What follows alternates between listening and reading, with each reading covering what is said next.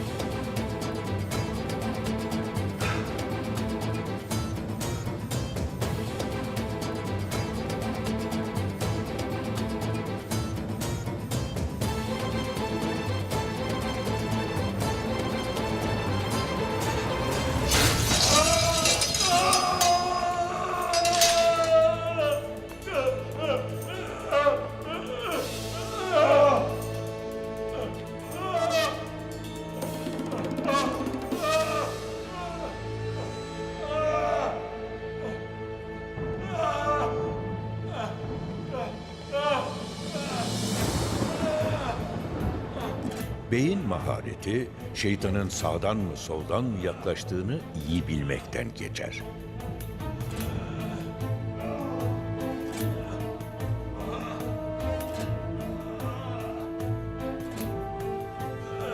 Ben Süleyman Şahoğlu Ertuğrul. Tüm alemi cihan bilsin ki rızkıma tasallut eden köpek cezasını çeker.